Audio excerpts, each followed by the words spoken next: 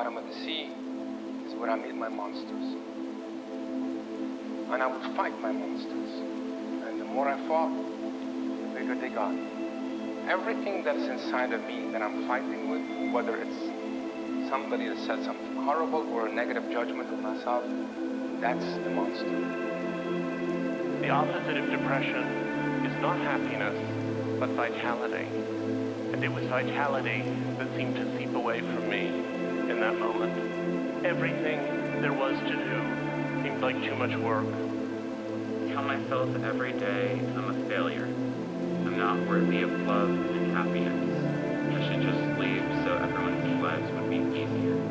It's a sensation of being afraid all the time, but not even knowing what it is that you're afraid of. And it was at that point that I began to think that it was just too painful to be alive. I used to get anonymous messages from someone who would call me truly hurtful things and would try to convince me to kill myself. For a while, I tried to. You don't think in depression that you've put on a gray veil and are seeing the world through the haze of a bad mood. You think that the veil has been taken away, the veil of happiness, and that now you're seeing truly. My thoughts leading up to cutting have been, you are shitty, you don't deserve to be here, you deserve to have these marks on your body, everything that has happened in your past, that is all your fault, everything is your fault. And then when I do cut, then for about 5 or 10 minutes I'm just sitting there and it is quiet in my brain.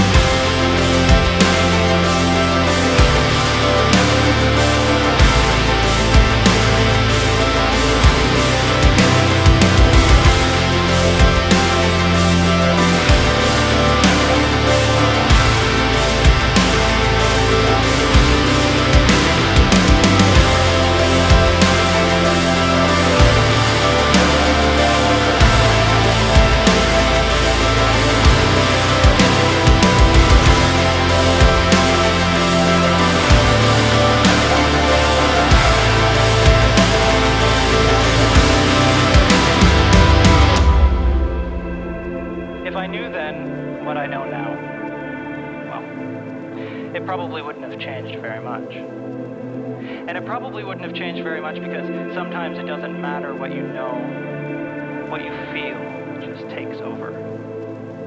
And there's so many ways like this that our perception becomes limited. In fact, our perception is its limits. And these limits, they're created by our biology, by our psychology, by our society. These are the factors which create that bubble which surrounds us, that is our perceptual field, our world as we know it. The only thing that I could think was, you're not good enough. You're not smart enough. You're not enough. And it didn't matter if I was, because these were the constricted limits of my perception. So when I held that 8-inch chef's knife in my hand, and I raised it to my throat, and I pressed it there, and I felt the blood begin to trickle down my hand, the only thing I could think in that moment, nobody would even know you're gone.